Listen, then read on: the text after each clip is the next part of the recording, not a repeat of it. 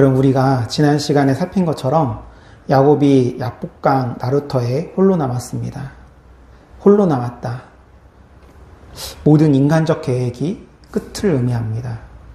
더 이상 피할 수 없는 마지막 지점. 거기서 야곱은 어떤 사람을 만나게 됩니다. 일반적으로 유대인들은 나그네를 아주 중요하게 여기는데, 왜냐하면 하나님이 나그네를 통해서 일하신다고 믿었기 때문입니다. 그래서 나그네들을 잘 대접합니다. 그런데 그 밤에 찾아온 분은 대접을 받으러 오시지 않았습니다. 붙잡으러 오셨습니다. 그럼 오늘 본문을 정확하게 읽어보세요. 성경은 야곱이 어떤 사람과 씨름했다라고 쓰고 있지 않습니다. 어떤 사람이 야곱과 씨름하였다라고 써고 있어요. 즉 야곱이 한 일은 먼저 붙잡은 것이 아니라 이미 붙들린 다음에 놓지 않았다라는 것입니다. 그런데 그 싸움이 쉽게 끝나지가 않아요. 말씀을 보면 날이 새도록 계속되어집니다. 야곱이 그 사람을 꽉 붙잡고 놓지를 않는 거예요. 결국에 그 사람이 야곱의 허벅지 관절을 치게 됩니다. 성경 뭐라고 쓰고 있냐면 허벅지 관절이 어긋났다라고 기록했어요. 관절이 빠지게 되어진 거예요. 그럼에도 불구하고 야곱이 놓지 않습니다. 그리고 계속해서 무작정 그 사람에게 자신을 축복해 줄 것을 요구합니다. 당신이 내게 축복하지 아니하면 가게 하지 아니하겠나이다. 야곱은 그 사람을 하나님의 사자 혹은 하나님으로부터 온 사람으로 본 것입니다. 그런데 여러분, 그렇게 꽉 잡고 절대로 놔줄 수 없습니다 라고 얘기하는 바로 그 사람이 놀랍게도 하나님이셨습니다. 야곱이 나중에 이런 얘기를 합니다. 30절 말씀에 야곱이 그곳 이름을 분이엘이라 하였으니 그가 이르기를 내가 하나님과 대면하여 보았으나 내 생명이 보존되었다 함이더라. 여러분, 여기서 분이엘이라는 이름, 히브리어로 페니엘을 우리말로 옮긴 것인데 그 뜻은 하나님의 얼굴입니다. 그리고 대면하여 보았다 표현도 히브리어로는 파님, 엘 파님, 얼굴과 얼굴을 마주했다라는 뜻입니다. 야곱이 그 밤에 본 것은 하나님의 얼굴이었어요. 그리고 그 밤이 지나 그가 그 땅에 붙인 이름이 하나님의 얼굴입니다. 그런데 야곱은 그 밤에 그걸 몰랐어요. 날이 새고 나서야 알게 되어집니다. 자기가 밤새 붙들고 있었던 분이 누구였는지. 이게 참 기가 막힐 노릇이죠. 여러분, 하나님이 사람과 씨름을 하다 상상할 수도 없는 얘기입니다. 어떻게 피조물인 인간이 온 우주 만물을 창조하신 하나님과 싸워요. 어떻게 그게 가능합니까? 불가능해요. 그런 불가능한 싸움을 하나님께서 지금 받아주신 겁니다. 그 말씀은 하나님께서 이 사건을 통해서 말씀하고 싶은 숨겨진 무엇인가가 있다라는 것입니다. 우선 일반적으로 해석하는 루트를 얘기하면 하나님께서 아브라함과 이삭과 맺은 약속이 있어요. 뿐만 아니라 하나님이 베델에서 야곱과 맺은 약속도 있습니다. 그 약속을 지키기 위해서 하나님께서 지금 이렇게 하셨을 것이라는 해석입니다. 그러나 여러분, 만약에 그런 것이라면 하나님이 굳이 그렇게 싸우실 필요가 없습니다. 그건 아브라함 때나 이삭 때 하나님이 일하시는 모습을 보면 분명히 알 수 있습니다. 하나님은 약속을 이루기 위해서 언제나 그들 곁에서 그들과 동행하며 그들을 기다렸습니다. 그게 하나님께서 약속을 이루시는 방법이었어요. 그러니까 지금 이 사건은 그것과 다르게 해석해야 된다는 것입니다. 그러면 왜 하나님은 아브라함과 이삭에게 했던 것처럼 야곱의 곁에서 기다리지 아니하시고 굳이 그를 붙들고 밤새 씨름하셨을까? 여러분, 야곱은 태어날 때부터 형의 발꿈치를 붙잡은 사람이에요. 장자의 명분을 붙잡았고 아버지의 축복을 붙잡았고 라반의 집에서는 아내와 자식과 양떼를 붙잡았습니다. 평생 무언가를 손에 쥐어야만 살 수 있다고 믿었던 사람이에요. 손을 펴는 법을 모르는 사람. 그런 사람에게 하나님이 오셨습니다. 그런데 말씀으로 오지 아니하시고 꿈으로 오지 아니하시고 몸으로 오셨어요. 여러분, 씨름이라는 게 뭡니까? 붙잡지 않으면 성립이 되지 않아요. 지금 하나님은 야곱이 아는 유일한 언어, 바로 붙잡는 언어로 오셨던 것입니다. 그리고 밤이 새도록 놓아주지 않으시다가 마지막에 그의 허벅지 관절을 치셨어요. 이제 야곱은 도망칠 수도 없고 남보다 앞질러 갈 수도 없습니다. 평생 그가 살아왔던 방식이 그 밤에 끝이 나게 된 것입니다. 그러니까 이거는 단순히 하나님이 야곱을 이기신 사건이 아니라 야곱의 손을 펴러 오신 사건인 것입니다. 여러분, 물론 야곱은 놓지 않았습니다. 축복하지 않으면 보내지 않겠다고 매달렸어요. 여러분, 그 절박함은 진짜였습니다. 그런데 여러분, 그 절박함이 하나님을 불러온 게 아니에요. 순서가 반대입니다. 붙들렸기 때문에 매달릴 수 있었던 거예요. 여러분, 우리가 하나님을 붙잡을 수 있는 것은 그분이 먼저 우리를 붙잡으셨기 때문입니다. 그러므로 우리가 삶의 문제 앞에 섰을 때 물어봐야 될 것은 내 절박함은 충분한가가 아닙니다. 그 질문은 우리를 또다시 우리 자신에게로 돌려보냅니다. 우리가 진짜 물어야 될 것은 바로 이거예요. 이 밤에 누가 나를 붙들고 계신가? 그 밤에 하나님께 붙들린 야곱은 어떤 깨달음에 이르게 됩니다. 그리고 그것이 그를 이전과는 전혀 다른 존재로 바뀌게 만듭니다. 그런 야곱에게 하나님께서 물으셔요. 내 이름이 뭐냐? 야곱이 대답합니다. 야곱입니다. 언뜻 보면 그냥 이름을 물었고 이름을 답한 것처럼 보여집니다. 하지만 묻는 자가 하나님이십니다. 하나님이 야곱의 이름을 몰랐을까요? 몰랐을 리가 없죠. 그러니까 하나님께서 이름을 묻는 이 질문에는 다른 의도가 숨어 있었다라는 것입니다. 너가 야곱인 줄은 이미 알고 있다. 그런데 너의 진짜는 뭐냐? 진정한 너의 정체성은 무엇이냐? 이에 야곱이 제가 야곱입니다. 라고 답을 한 거예요. 하나님 앞에서 야곱은 자신의 이름을 그대로 인정합니다.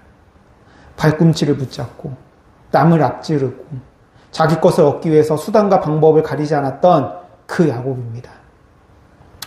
이러한 야곱의 대답에는 그의 절박함과 진지함, 그리고 인생 전체를 돌아보는 관조가 들어 있습니다. 그런 야곱에게 하나님께서 이렇게 말씀하십니다. 이제는 너를 야곱이라 부르지 않겠다. 내 이름은 이스라엘이다. 그 이유는 너가 하나님과 겨루어 이긴 자이기 때문이다. 여러분, 야곱이 하나님을 이겼다라는 말은 하나님을 힘으로 굴복시켰다라는 뜻이 아닙니다. 오히려 자기의 힘으로 살아가려던 야곱이 하나님께 붙들리고 하나님께 매달리는 자리에서 은혜를 얻었다라는 뜻이에요. 마찬가지로 죄와 더러움과 환난과 위기 앞에서 붙들려 있던 우리를 향해서 하나님께서 뭐라고 말씀하시냐면 내가 이겼다 이렇게 말씀하십니다. 나의 힘과 노력 때문이 아니라 우리를 붙들고 계신 하나님의 은혜 때문에, 하나님은 우리의 공로 때문에 움직이시는 분이 아니라 우리의 절박함 속에서도 우리를 찾아오시는 은혜의 하나님이십니다. 할렐루야. 주님의 놀라운 은혜 앞에서 야곱은 변하게 됩니다. 물론 야곱의 모든 옛 모습이 하루아침에 사라진 것은 아니에요. 그러나 분명한 변화가 나타나게 되어집니다. 하나님을 봤는데도 살았다는 것, 또 내가 하나님을 이겼다라는 명명 앞에 야곱은 무엇을 깨닫게 되냐면 바로 자신을 인정하시는 하나님을 깨닫게 됩니다. 자신의 모든 삶을 인정하시는 하나님.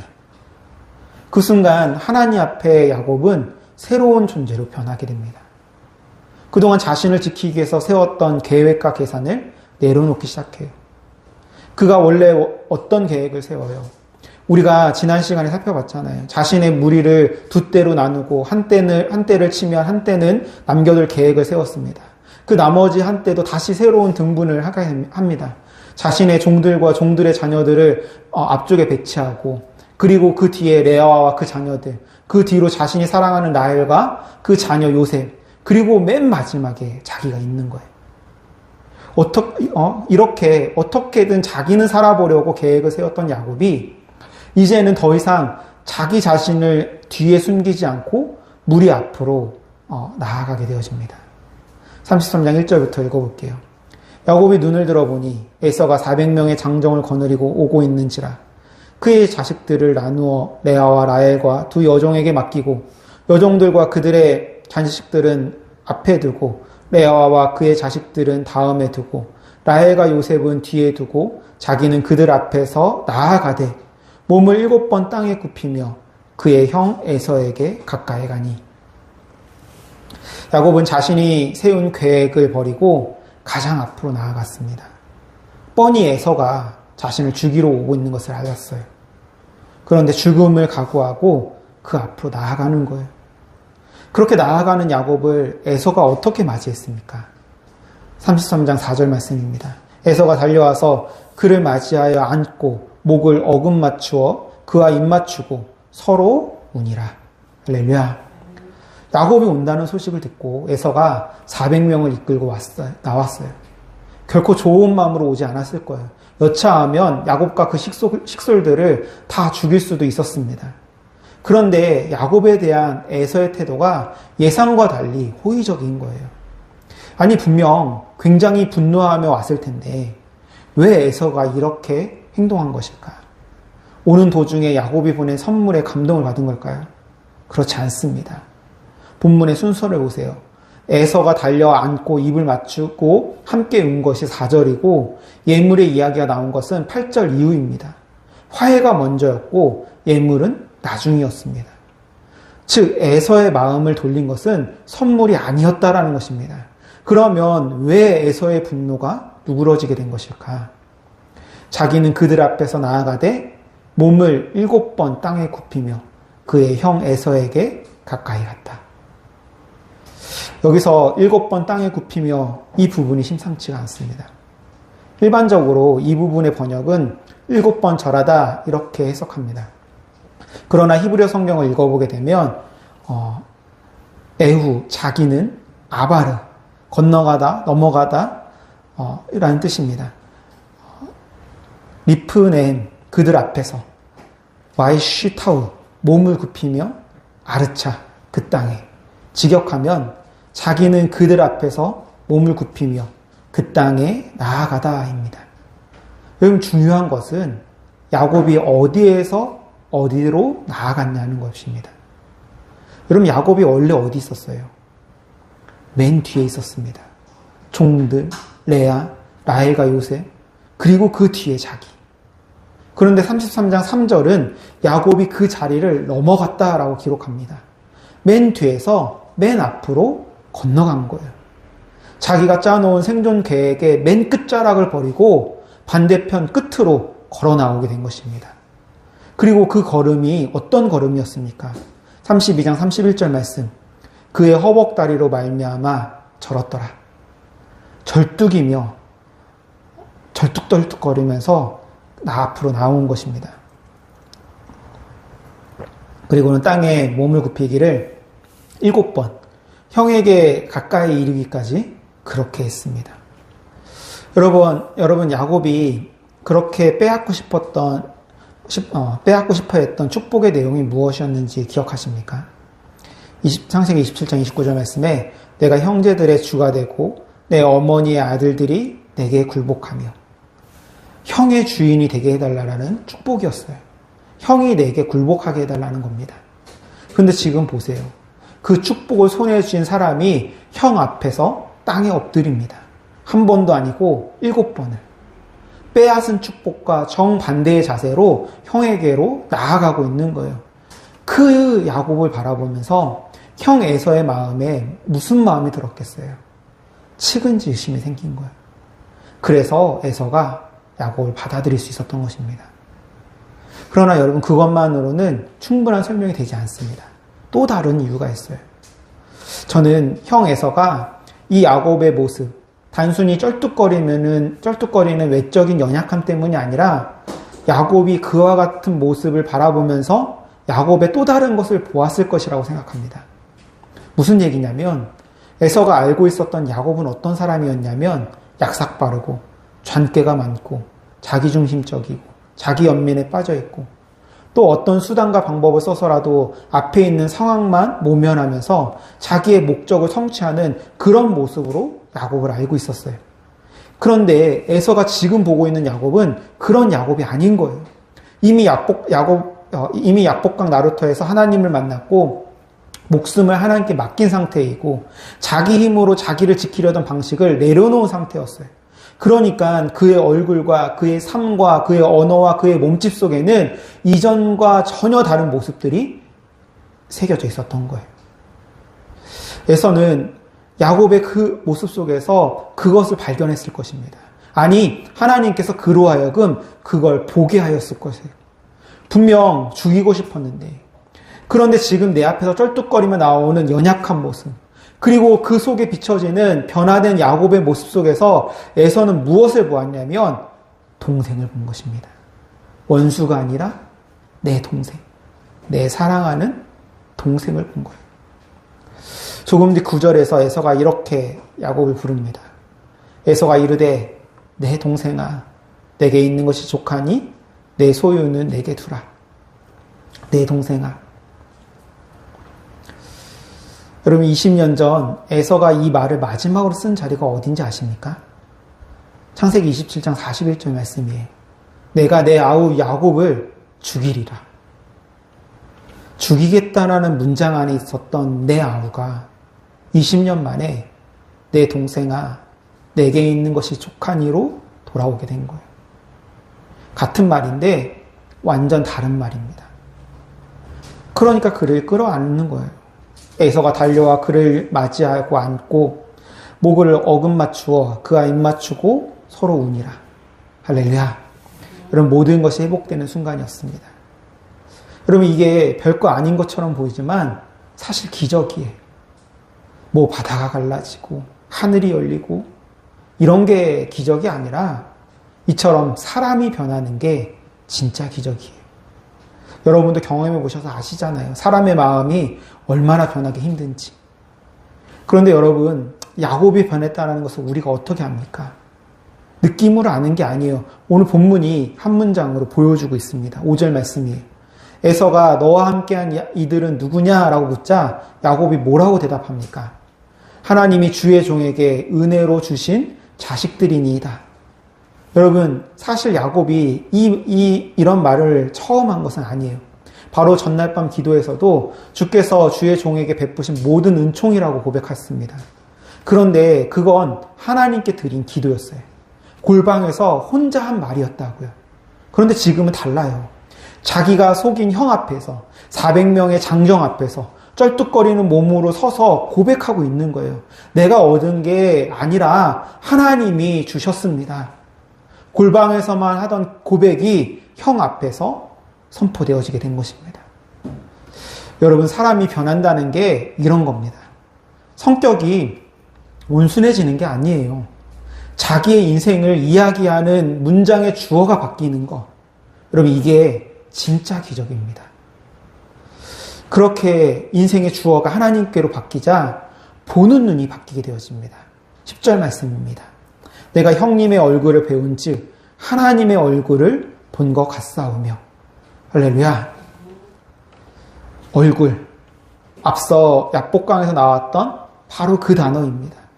32장 30절 말씀에서 야곱은 내가 하나님과 대면하여 보았다라고 했습니다. 그리고 지금 똑같은 말을 형에게 씁니다. 형님의 얼굴을 보았다고. 하나님의 얼굴을 보는 것 같이. 야곱은 지금 형의 얼굴에서 하나님의 얼굴을 보고 있는 거예요. 즉 약복강의 밤이 야곱 혼자만의 사건으로 끝나지 않았다라는 것입니다. 하나님의 얼굴을 본 그 눈이 이제 형의 얼굴을 볼 수 있는 눈이 된 것입니다. 여러분 바로 전날 밤에 야곱이 뭐라고 했는지 아십니까? 32장 20절 말씀입니다. 우리말 성경은 형의 감정을 푼 후에 대면하면 형이 혹시 나를 받아주리라 라고 옮겼는데 히브리어로 그대로 읽어보면 이 한 절 안에 파님 얼굴이 4번 나옵니다. 내 얼굴 앞서 보내는 예물로 형의 얼굴을 덮고 그 후에 형의 얼굴을 보리니 혹시 형이 내 얼굴을 들어줄까? 얼굴. 4번이에요. 그런데 그 4번 중에 마주본 얼굴은 하나도 없어요. 덮을 얼굴, 계산할 얼굴, 눈치를 살필 얼굴이에요. 야곱에게 형의 얼굴은 관리해야 될 문제이지 마주볼 얼굴이 아니었다는 것입니다. 그게 불과 몇 시간 전이에요. 그리고 그 사이에 약복강에 밤이 있었어요. 그 밤을 지나면서 야곱은 예물로 덮으려 했던 그 얼굴을 이제야 하나님의 얼굴을 보듯이 보게 된 것입니다. 이처럼 하나님을 만난다는 것은 나 혼자 은밀하게 뜨거워지는 일이 아닙니다.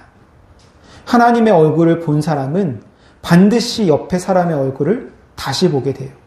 그게 진짜 만남의 증거입니다. 브니엘에서 일어난 일은 브니엘에서 끝나지 않고 형과 마주선 그 자리에서 확인되게 된 것입니다.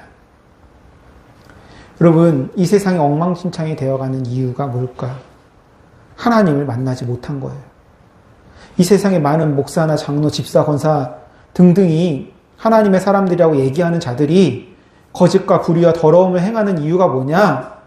하나님을 만나는 것을 잃은 거예요. 더 이상 하나님을 만나지 않는 자들이 되어버린 거예요. 하나님 앞에서 예배는 드리지만 예배 속에서 하나님의 얼굴을 뵙지 못하고 있는 거예요. 그러니까 예배당 문을 나서면서 옆 사람의 얼굴도 보이지 않습니다. 그러니까 여전히 내 계획과 내 뜻, 내 욕망을 따라 살게 되고 그 삶 속에서는 어떠한 하나님의 흔적도 발견되지 않는 거예요. 쉽게 말해서 가짜입니다. 저 역시 마찬가지예요. 야곱의 모습 속에서 저의 모습을 발견합니다. 동시에 그런 야곱을 찾아오신, 먼저 붙잡으신 하나님의 은혜를 깨닫게 되어집니다. 여러분, 야곱은 하나님을 만나고 나서 마지막 하나까지 내려놓습니다.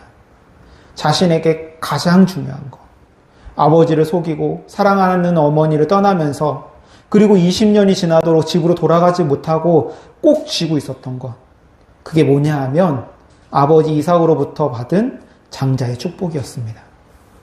하나님이 내게 은혜를 베푸셨고 내 소유도 족하오니 청하건대 내가 형님께 드리는 예물을 받으소서. 할렐루야. 여러분, 여기서 예물로 번역된 히브리어가 비르카티입니다. 베라카. 곧 복의 나의라는 말을 붙인 거예요. 나의 복. 그런데 놀랍게 20년 전에 이 단어를 똑같은 입에 올린 사람이 있었어요. 바로 에서입니다. 야곱이 축복을 가로채고 도망친 뒤에 에서가 아버지 앞에 가서 울부짖습니다. 이제는 내 복을 빼앗았나이다. 그때 에서가 쓴 말이 바로 비르카티입니다. 나의 복. 두 형제가 같은 말을 썼어요. 20년 전 형은 내 복을 빼앗겼다라고 했고 오늘 동생은 내 복을 받으소서라고 말했어요. 동사까지 같습니다. 형은 라카흐 그가 가져갔다라고 했고 야곱은 카흐 가져가십시오라고 말합니다. 빼앗았던 손이 내미는 손이 된 거예요. 그리고 야곱이 그 앞에서 이렇게 말합니다. 하나님이 내게 은혜를 베푸셨고 내 소유도 족하오니. 여러분, 9절에서 에서도 똑같이 족하다라고 했습니다. 그런데 히브리어가 달라요. 400명을 거느리는 형이 쓴 말은 라브, 많다라는 뜻입니다. 쩔뚝이며 나온 동생이 쓴 말은 콜, 전부라는 말입니다. 많이 가진 사람이 내게 많다라고 하고 다 잃은 사람이 내게 전부가 있다라고 하는 거예요. 왜 그렇습니까? 답은 바로 앞 문장에 있습니다. 하나님이 내게 은혜를 베푸셨고. 할렐루야. 야곱의 평생을 지배하고 있었던, 그가 절대로 포기하지 못했던, 절대로 놓을 수 없었던 그 삶의 최고의 목표, 목적, 그것을 내려놓습니다.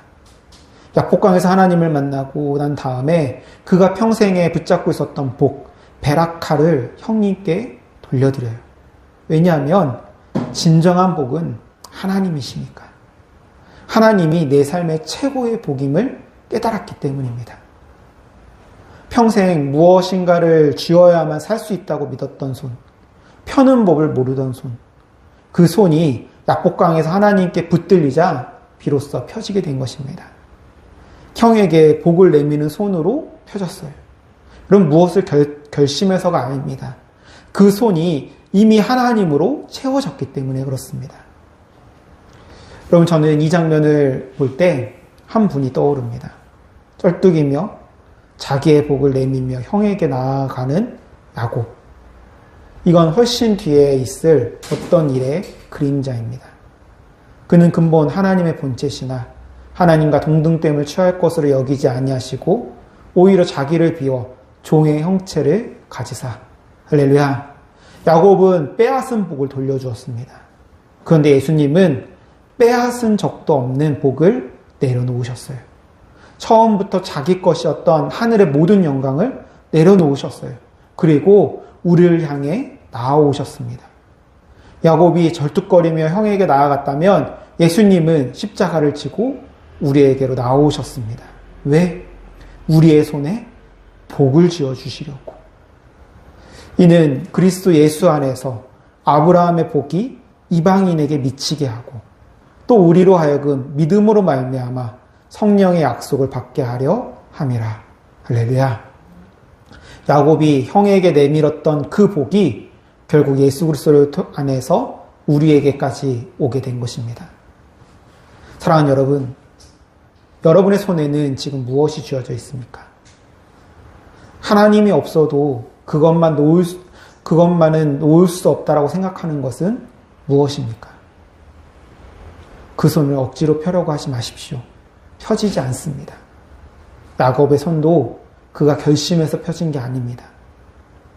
오늘 밤에도 그 손을 붙들고 계신 분이 계십니다. 하나님께서 우리의 움켜진 손을 펼쳐주실 것입니다. 그리고 그 펴진 손에 이미 준비한 복을 놓아주실 것입니다. 그 놀라운 복을 누리는 여러분과 제가 되기를 간절히 소망합니다. 기도하시겠습니다. 우리를 긍휼히 여기시는 하나님, 평생을 무언가를 움켜쥐고 살았던 야곱의 그 굳은 손이 바로 나의 손이었음을 고백합니다. 내 가족과 자녀를 위해 내가 세운 완벽한 계획, 내가 생각하는 복을 꽉 쥐고서 스스로의 힘으로만 살아보려고 했던 우리의 연약함을 불쌍히 여겨주옵소서. 우리의 절박함보다 먼저 찾아와 우리를 붙들어 주신 주님, 하늘의 영광을 내려놓고 십자가를 지고 다가오신 그 크신 사랑이 우리의 굳게 닫힌 손을 펼치십니다. 이제는 내가 억지로 쥐고 이끌려는 헛된 결심을 내려놓고 우리를 향한 하나님의 선하신 손에 모든 것을 온전히 맡기게 하옵소서. 우리의 시선이 변하여 내 곁에 있는 가족과 이웃의 얼굴에서 하나님의 얼굴을 보게 하시고 우리의 인생의 주어가 내가 아닌 오직 하나님이 되는 진짜 기적을 매일의 삶 속에서 누리게 하여 주시옵소서. 우리의 참된 복이 되시는 예수 그리스도의 이름으로 간절히 기도드립니다.